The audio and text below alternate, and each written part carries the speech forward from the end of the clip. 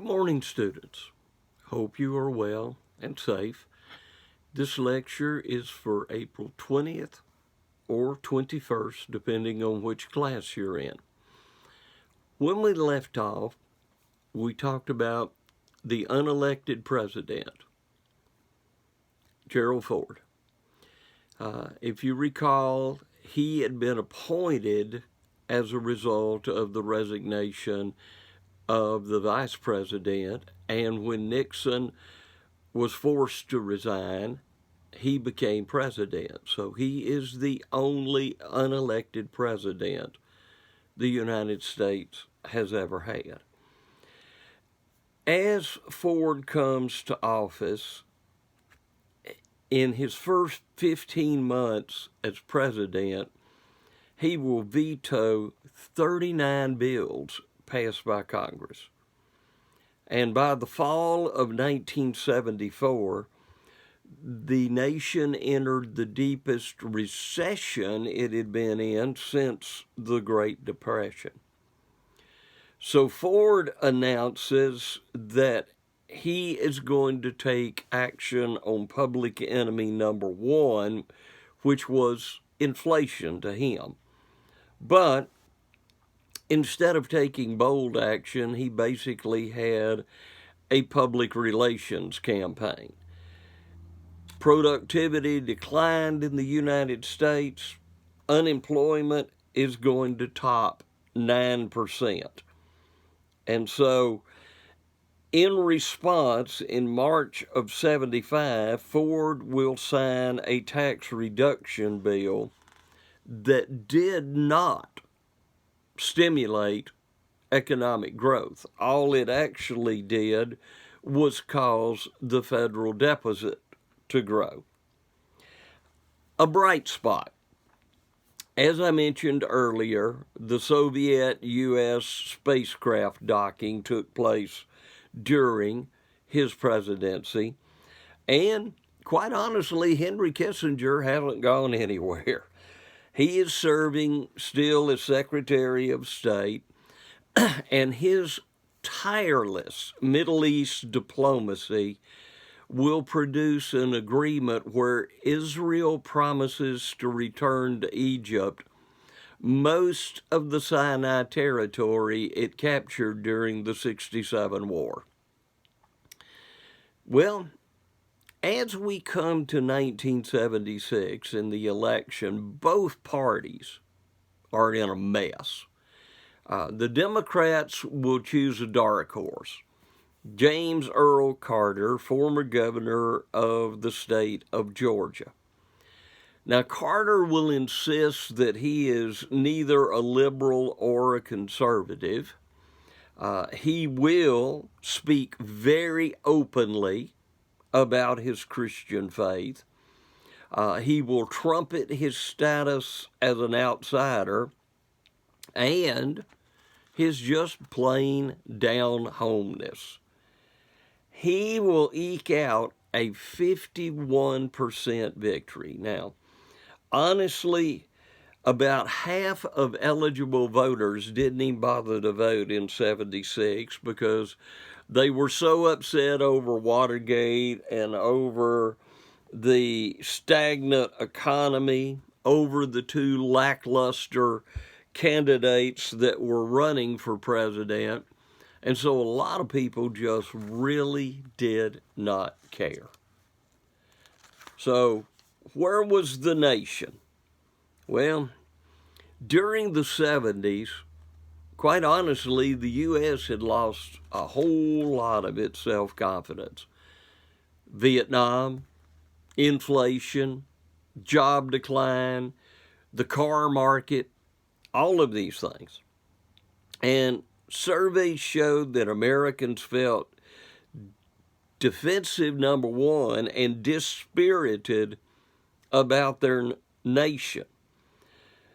We have a bicentennial in '76, and many people were actually downsizing their expectations of the American dream.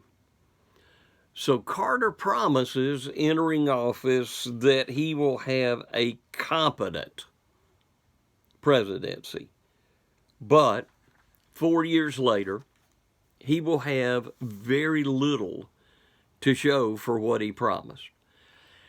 He will denounce unregulated capitalism, and of course, he will not do very much to regain international respect or national pride.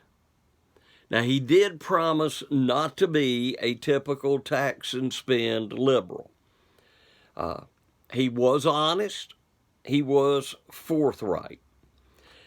When he moved into the White House, he actually removed all alcohol from the White House. Even in state dinners, alcohol was not served while Carter was president. He had been a man of fierce determination, and he was determined to be a good president. Now, he thought he would go in and just cure the economic recession and reduce inflation. And things like that don't just happen. It takes a lot of effort and energy. He will, because of the economic deficit, reduce the White House staff by a third, and he will have more African Americans and women that he appoints than any administration before him. And let's realize this guy's from the Deep South. He's from southern Georgia. And so this is a big turnaround in a lot of ways. But his success was limited because he tended to be a micromanager of everything, and he could not establish a compelling vision for the nation. So basically, the defeatist attitude that many Americans had continued, unabated, because he couldn't do anything about it. He found himself rubbing Congress the wrong way and probably tried to do too much too fast. But he mismanaged the economy.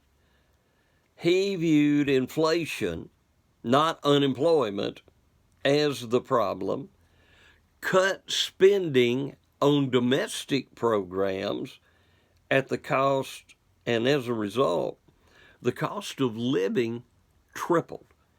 Interest rates skyrocketed. I mean, we're talking today reasonably low interest rates. There were commonly 13% interest rates during the Carter administration. It was horrific, to say the least. So, the recession deepened, unemployment rose, and of course, he received growing criticism.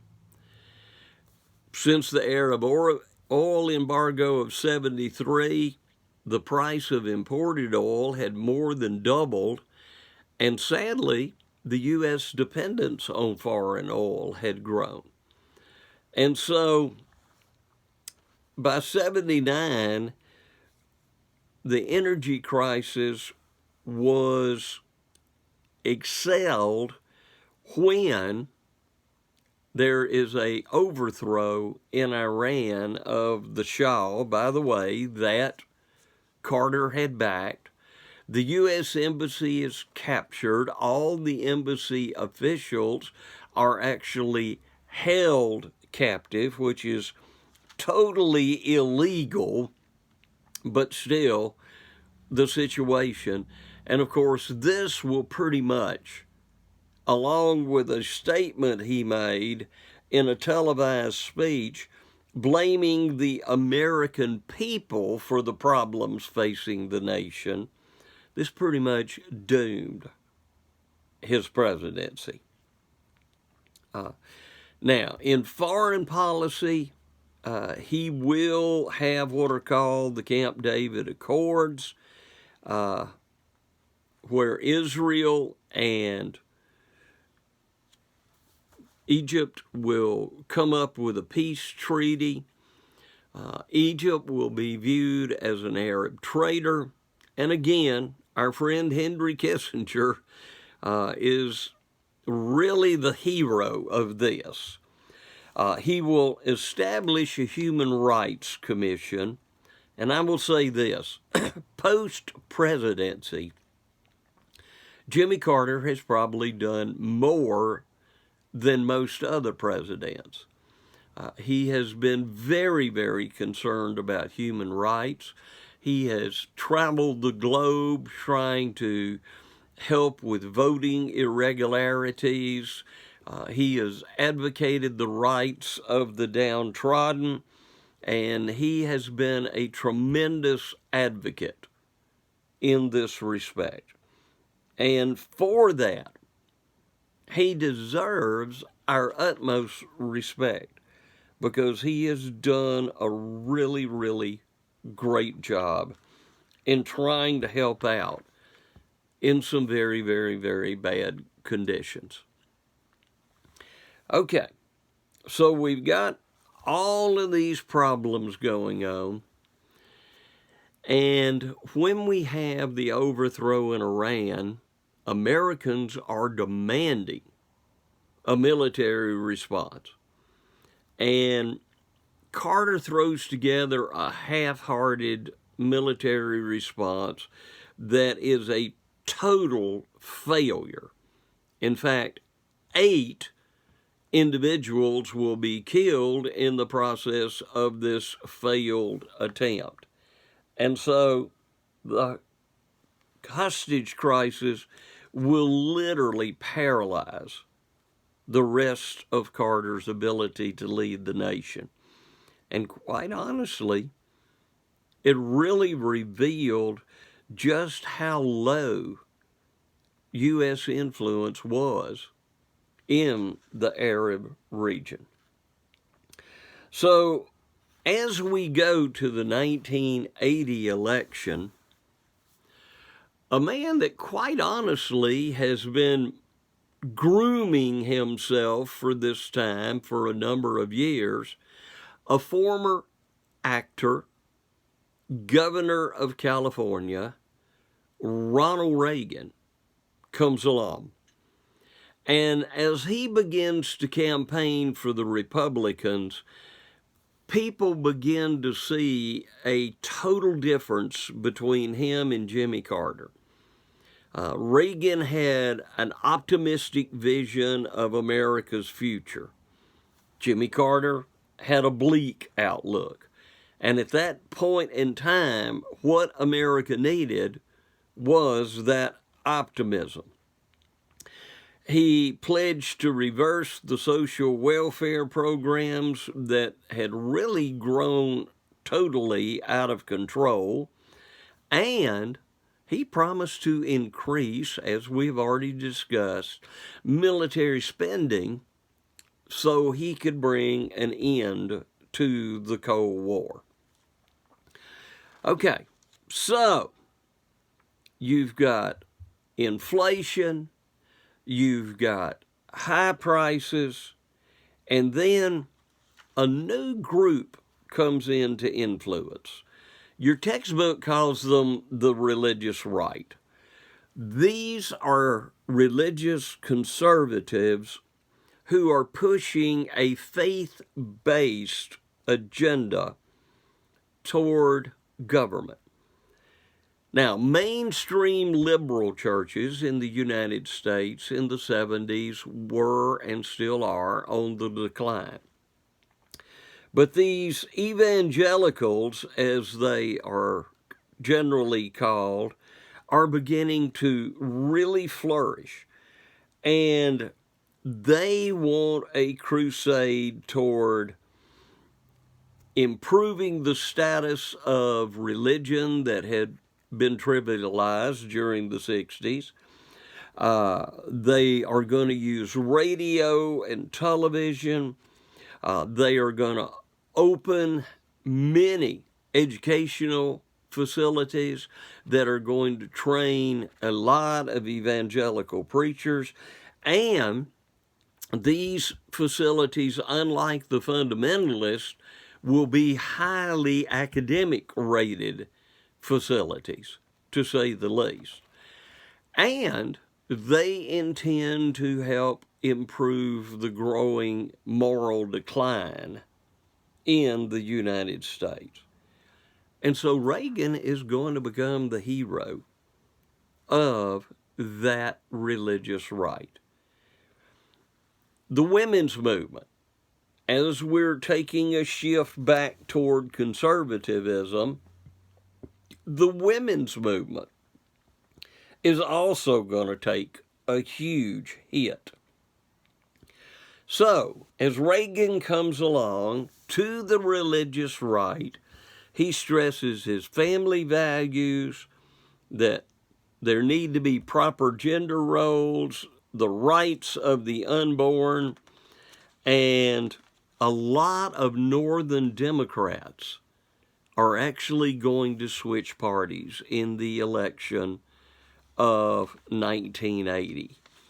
And Reagan is going to sweep to a lopsided victory.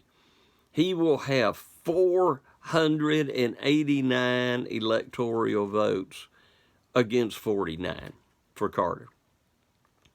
Now, what is interesting, Carter had become so ineffective that he actually had Ted Kennedy, a second brother of the former President John Kennedy, run against a standing president in the Democratic Convention. That's what a disarray he had put his political party in.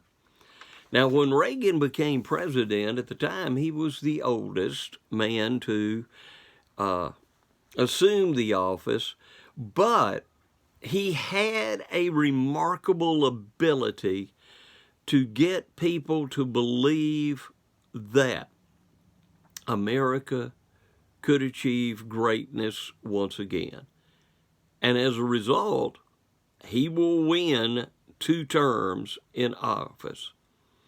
Now, he will succeed where Carter failed for 3 main reasons.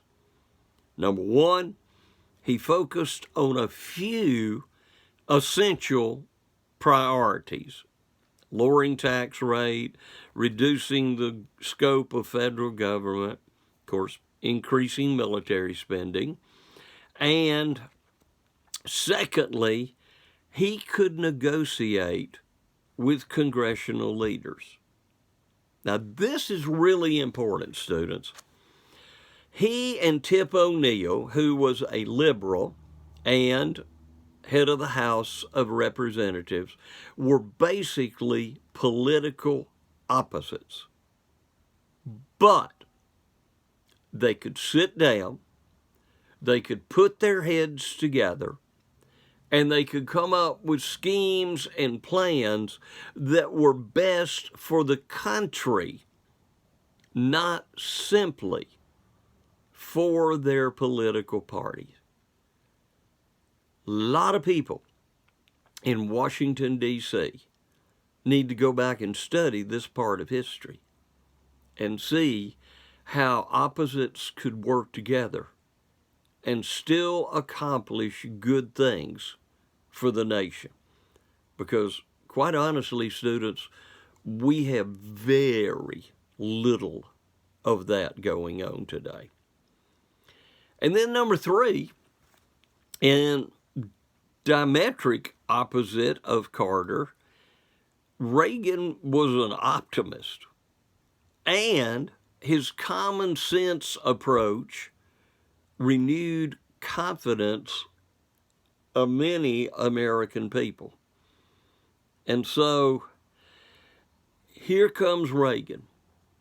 And in his first term, the U.S., and yes, we're still talking about space, in April of 1981, so his first year in office, the U.S. launched the first reusable spacecraft called the Space Shuttle. This is going to be a remarkable instrument for the use in space, because no longer do we have a very small capsule which is basically barely large enough for the number of astronauts in it. But we have a large craft with a huge cargo bay, and this thing is able to carry parts into space. Of course, I'm sure most of you are aware that we do have an International Space Station up there. Well, much of the materials that were used in the building of this went in the space shuttle.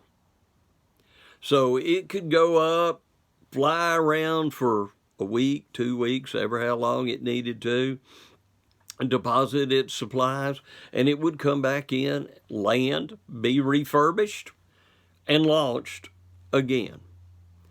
Now, sadly, in its course, 2 horrific accidents will take place. In one, the Challenger will explode during takeoff. In the other, Columbia will burn up on reentry. Columbia, because of damaged heat shields. The idea of the one on launch was actually, it was very cold in Florida. The O-rings, which are supposed to be very flexible, expanded and contracted, and when they contracted, they allowed fuel to leak, and so Challenger exploded less than 3 minutes into its flight. And so these tragedies, of course, set the space program back.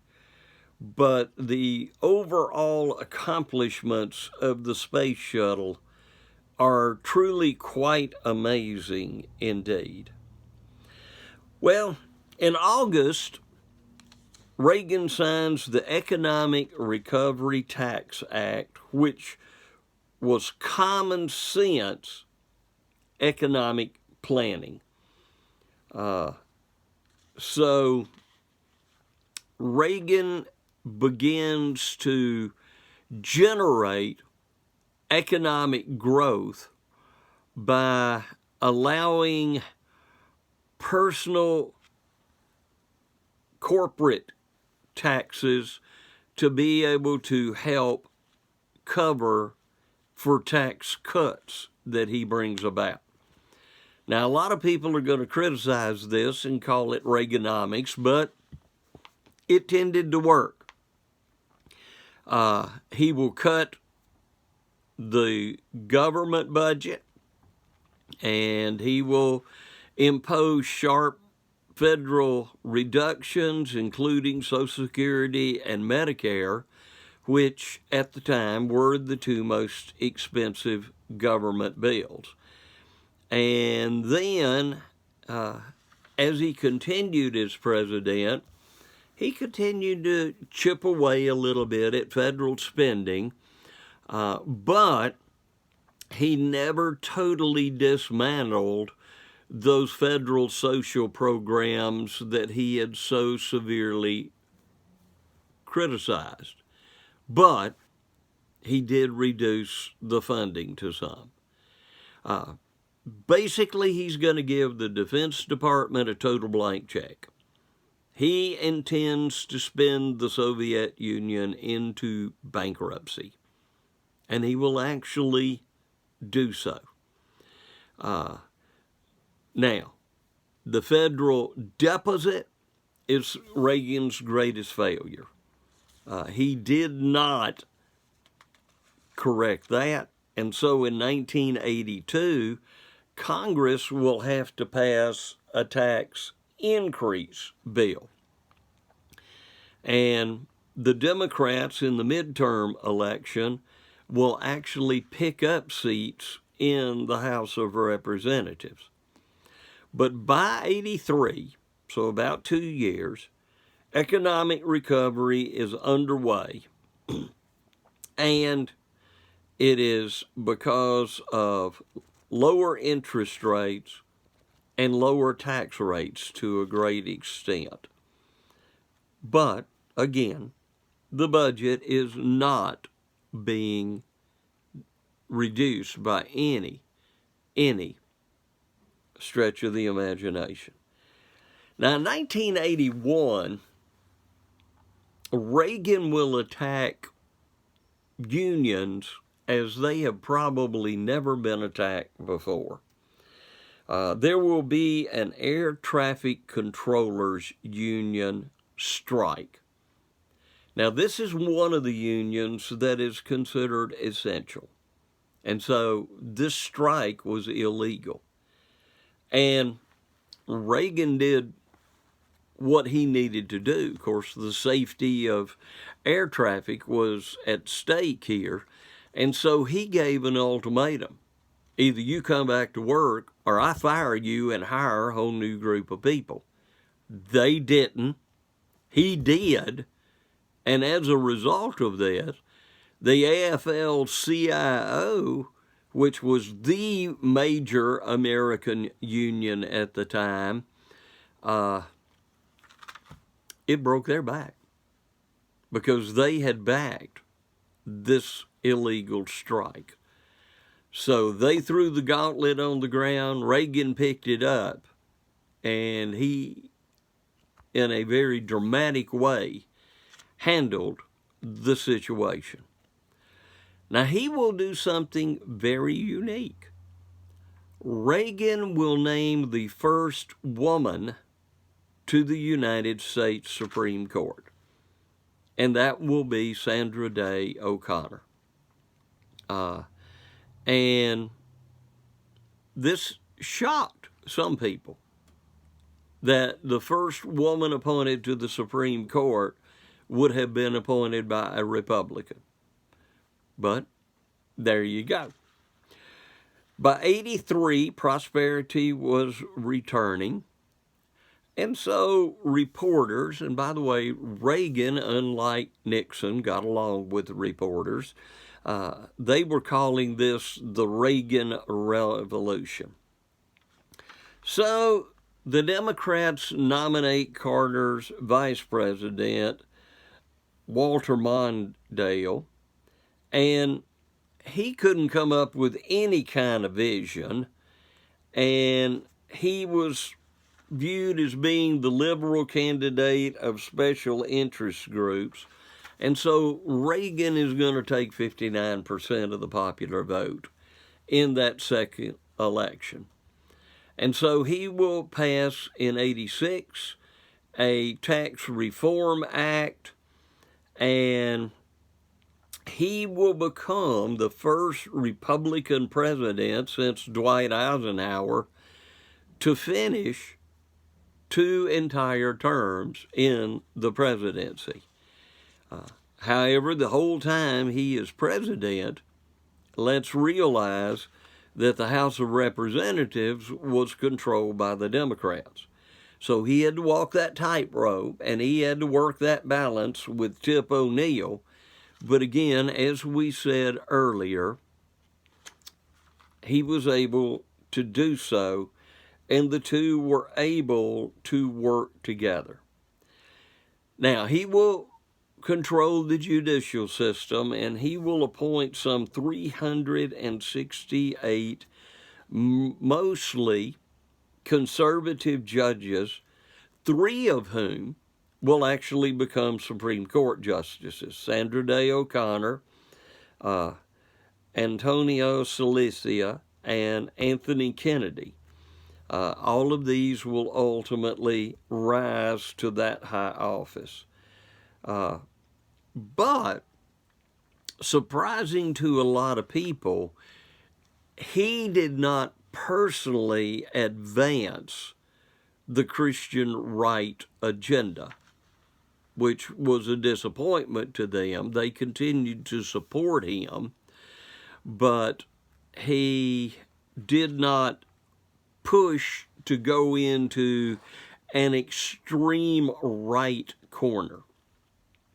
So we can say that Reagan leaned toward being a moderate more than a rank conservative as far as republicanism went. Some people will come along and they will look at the Reagan time and they will say, well, this is actually the second Gilded Age. It really looked appealing, it really looked successful, but underneath it had its problems. And yes, during the Reagan administration, the rich got richer. Oh, they got evidently way richer. And as we look at his foreign policy, it is quite interesting that he began an arms buildup. And it was very important that he do this. His arms buildup was to teach the Soviet Union that if they wanted to go to war with us, there was no way they were going to win. And he will denounce the Soviet Union as being evil. When the Soviet Union gets a new leader in the person of Mikhail Gorbachev, he will publicly call upon Gorbachev to pull down the wall, speaking of the Berlin Wall. But in '85, when Gorbachev becomes the premier, they're really in trouble. And thanks to Margaret Thatcher, whom the British call the Iron Lady, she was Prime Minister of Britain, she will tell Reagan that he can trust Gorbachev. And so they will actually have a face-to-face meeting in Iceland, and they will agree to eliminate what are called intermediate missiles, 300 to 3,000 mile range missiles. Of course, the U.S. had them in Western Europe. The Soviet Union had them in their Soviet buffer states. And this begins to tone down the tensions. And it's the first time both nations had agreed to destroy literally a whole class of nuclear weapons. And so a lot of things take place toward the end of the Reagan presidency. Now, in some respects, Reagan will wind up taking claim for the fall of the Soviet Union, and in some respects, he did. But we'll talk about that a little bit more when we finally get to that date and time. Okay, during the 80s, the economy is going through a transformation, and it is adapting more and more to a interconnected global marketplace. A lot of nations that had been devastated during World War II were now developing formidable economies themselves. And American manufacturing companies are going to shift a lot of their production overseas, which, of course, is going to hurt American jobs. And during the 80s, we finally have the appearance of something, and quite honestly, a lot of the incentive and help for this device comes out of the space program. is the microprocessor. And then ultimately, the microprocessor will lead to the development of the personal computer. We will have ultimately development of internet, electronic mailing, cell phone technology, and all of these things are going to increase productivity in the American workplace in remarkable ways. And I will make a prediction here. I think that Steve Jobs will probably in history go down pretty close to Edison as far as his invention genius goes and what he has added to the improvement of American way of life and, quite honestly, for life throughout the world.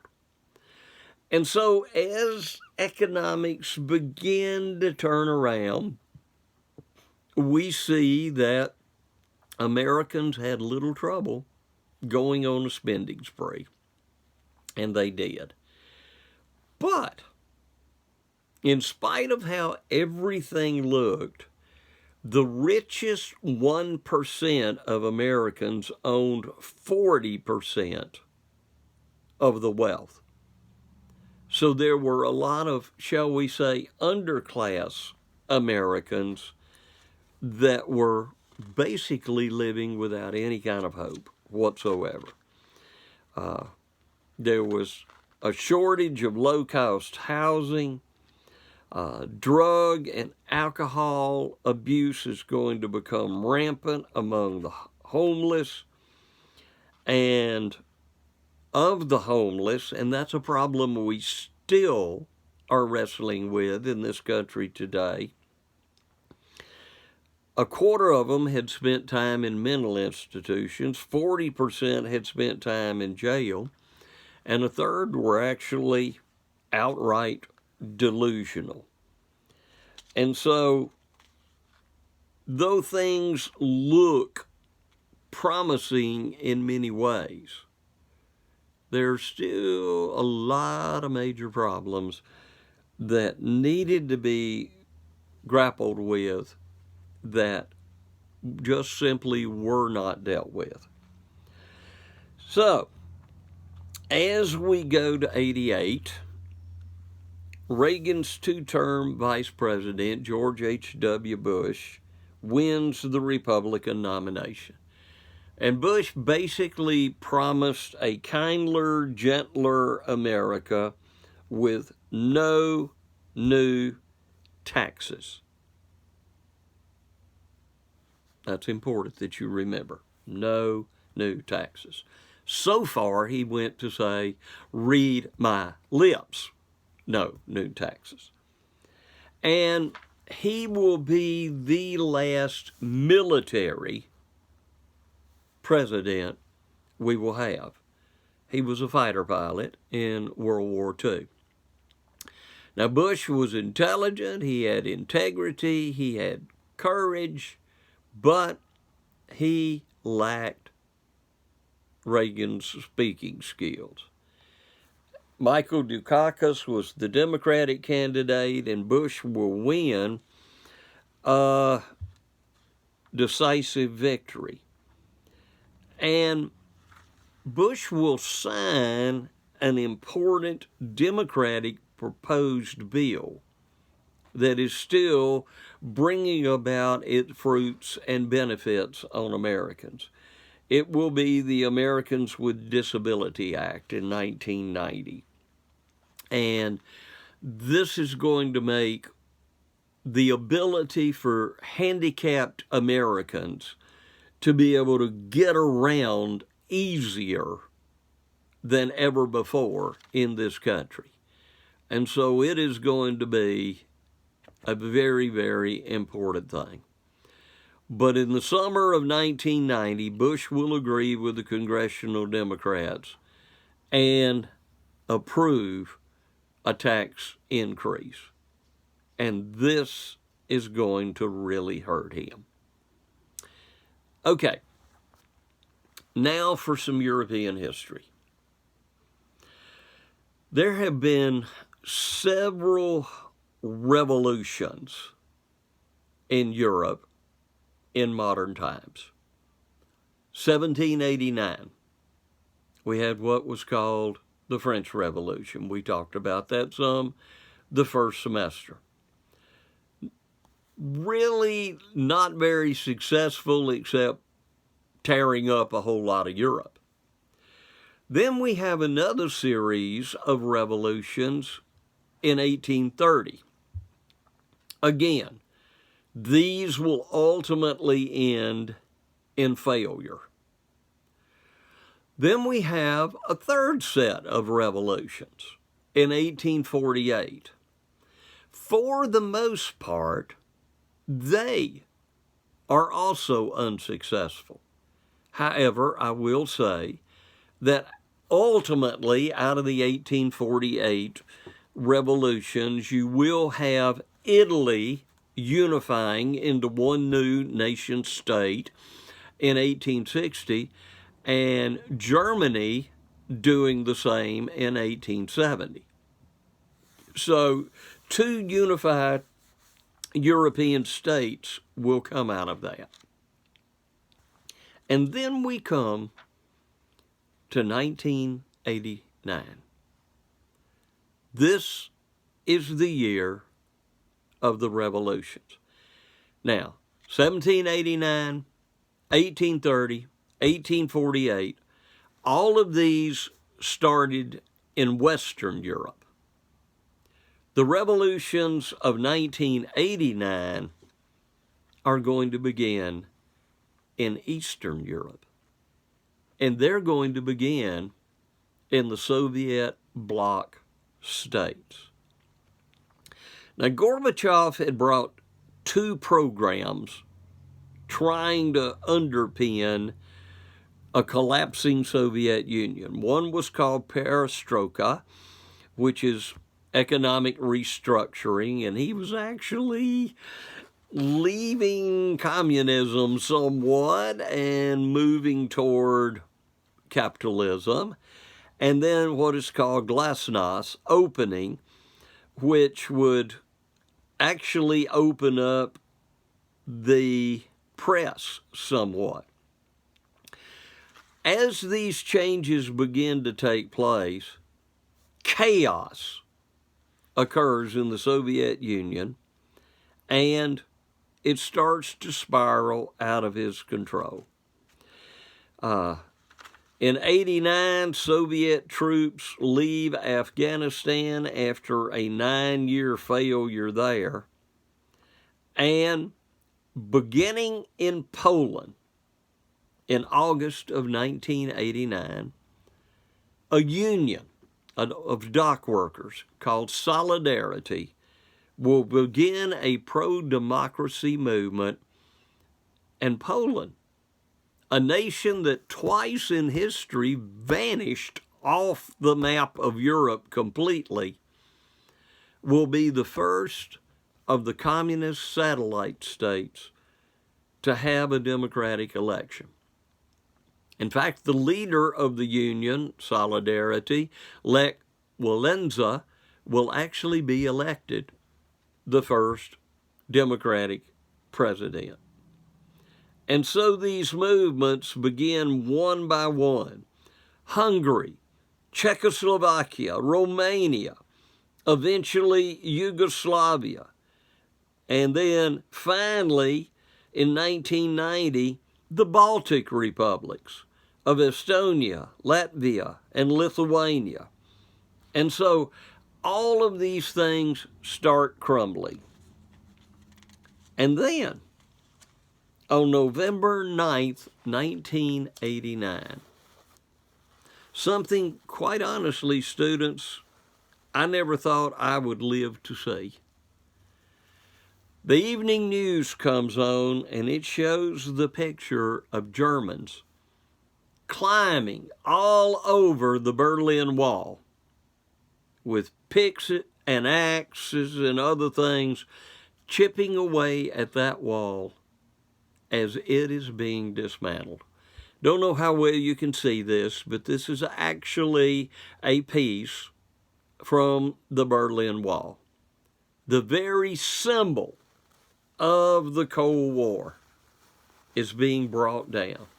And it's for the world to see. And the communist government of East Germany will collapse. And in October of 1990, East Germany will be absorbed into West Germany.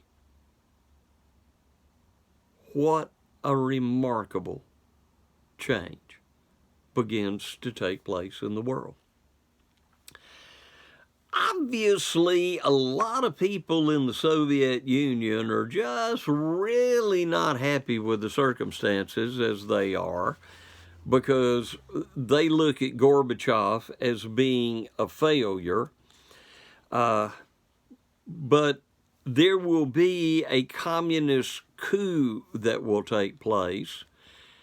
Gorbachev will survive as president, but he will have to resign as head of the Communist Party, which is quickly dying. And the mayor of Moscow, who basically saves Gorbachev, Boris Yeltsin, will become the most popular figure in the country itself. And so, by December 1991, the hammer and sickle comes down for the last time over the Kremlin. And a new Russian tricolor goes up as the Soviet Union ends. Not with a war, not with wiping out the world, but almost with a whimper. And quite honestly, students, what a wonderful thing that was. That it ended with a whimper instead of a war. Now, a couple of personal notes. When all this is going on in September of 91, I made a mission trip to Russia. In fact, when I landed in Moscow, the hammer and sickle was still flying over the Kremlin, but I was allowed to come into the country as a known American missionary, something that a few years before would have never taken place. My traveling companion and I arrived in Moscow, and we left the international airport. They separate their international and domestic airport. And we drove across town with our Russian host, who, Volodya, was a delightful individual, took us into his own home. Wife fed us a most wonderful meal. We could not have been treated any better than we were. And then at 11 o'clock at night, we show up at the domestic airport to fly to our destination in Barnaul, which is in the southern Altai mountain region of Siberia. And describing the domestic airport at night is an interesting thing. I hope all of you have seen the original Star Wars movie, where we're introduced to Luke Skywalker. Well, anyway, the closest thing I can compare that domestic airport to is the bar scene in Star Wars. There were all kinds of people, all kinds of languages, and none of them were English. And it was definitely an experience. But when we reached Barnaul, we were supposed to teach in a university. We were well received. We had students coming out of the walls to be able to study with us and learn things, because they, quite honestly, had never met Americans. And we were treated very, very well for the most part. And this brings up a lesson we all need to learn. Governments may well be at odds against one another. And those odds may get extremely fierce at times. But basically, people are people. Russian people, in many respects, were like Americans. They really were. My second trip, I went to a preschool. Had a lovely little hostess. She was the blondest, blue-eyedest little 5-year-old I had ever seen in my life. If I could have gotten that child on a plane, I would have actually had 4 daughters instead of 3, but I was unable to be able to do that. I figured her mother would have the army after me if I tried to take her home. But just the sweetest little thing there was. She would lead me around by my little finger and show me things, and then sat in my lap and fed me little cherry tomatoes, and I ate every one that she happened to put in my mouth. Well, after the tour and everything, the teachers, very first question they asked me, what is the biggest difference between Russian children and American children? And I answered, the language. Students, please, we live in a small world. You can communicate around the world today almost instantaneously. And we need to realize that people are people. The difference between American and Latin American children is the language. The difference between American children and African children is the language. The difference between American children and Asian children is the language. And we need to learn that, because we're going to have to learn to be nice and play nice in this world. Or one of the things we have learned is that as human beings, we've developed the capacity to destroy ourselves in horrific ways. So if we don't learn to cooperate and behave and get along, the price that we paid for World War I and the price we paid for World War II could be pale compared to the price we might pay for another war. Well, while all this is going on in the Soviet bloc, in 1990, in August of that year, Saddam Hussein, the dictator of Iraq, suddenly invaded oil-rich Kuwait because he wanted to control the oil market. Now, this invasion was a violation of international law, and the U.S., along with a very strong coalition of nations, backed once again by the UN, will go in and they will launch what is called Operation Desert Storm. Now, this basically is a 4-day war. Now, Saddam Hussein had promised the mother of all wars, but Iraqi soldiers were surrendering by the thousands. The army and tanks were being destroyed by high-tech weaponry, and the U.S. did have in this war a clear objective: to get him out. In fact, one of the most memorable features of this will be a long line of destroyed vehicles that were trying to escape from Kuwait and get back into Iraq that U.S. fighter pilots came upon.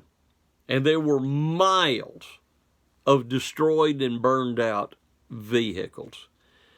And so it is an amazing victory, and it did something. It restored confidence of the American people in our U.S. military. And the quick end and U.S. withdrawal actually was admired somewhat among the Arab nations. But sadly, Hussein was left in place. And so we had a huge triumph, but we lacked a clear victory. And that will actually come back to haunt us later on. Okay. So what happens after the fall of the Soviet Union? We're not going to do away with political crisis.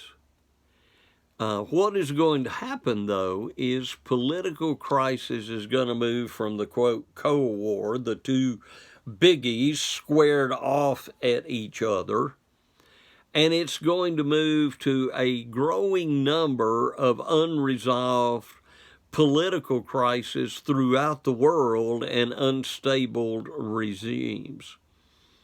And we go from the height of the Gulf War and a victory there to the fact that the economy took a plunge back home. The war wasn't a big boost to the economy because, quite honestly, the war didn't last that long. And so the economy drops. And Bush's approval rating that was astronomical at the end of Operation Desert Storm plummeted to 18%. And as we go into the 92 election, Bush had really failed to improve the economy. And he seemed to many Americans to be out of touch. And so middle class, they're still important, middle class began to turn on the Republican Party. So the Democrats will put what forth they call a centrist or a moderate, and they will try to win the election under the leadership of a man named Bill Clinton. Clinton was an interesting individual as he runs for president. His campaign is very simple. It's the economy, stupid. And he campaigns to improve the economy. He wanted to cut the defense budget. He wanted to provide tax relief for the middle class. And he wanted to create an economic aid package for some of the republics of the Soviet Union to help them forge democratic societies. And by the way, several of those former communist bloc nations will, through the years, become a part of the European Union. So, to an extent, this is going to work. Now, he was a superb campaigner. Of course, he was self-absorbed and self-indulgent, and he yearned to be loved. Now, Clinton will be devised as being a chronic adulterer, and of course, in the course of his presidency, that will come out. But something unique takes place in this election. Normally, parties, when they elect a lead candidate, if they're from one part of the country, they are going to go to another part of the country to get the vice presidential candidate. In other words, if one's from the north, they're probably going to try to go to the south or to the west or whatever mixture you might want to have. In this case, we're going to have two candidates, the president and the vice presidential candidate. Both are from the same religious group and adjoining states. One from Arkansas, one from Tennessee. And they will completely win over the working class voters. That it's the economy stupid is really going to ring out. Bush will be hurt because a man named Ross Perot will run as a third-party candidate, and he will garner 19% of the vote. And so this is about as good as Theodore Roosevelt did in 1912 when he ran as an independent. And as I say, that will wind up, in some respects, hurting Bush. And so this brings us to the presidency of Bill Clinton. And during the 90s, the U.S. economy will become the marvel of the world. And it will remain so for about 10 years. So I think this is probably a good stopping point. So we'll end here, and we'll pick back up on either Wednesday or Thursday with our discussions. And as I have been saying all along, students, I hope you remain safe.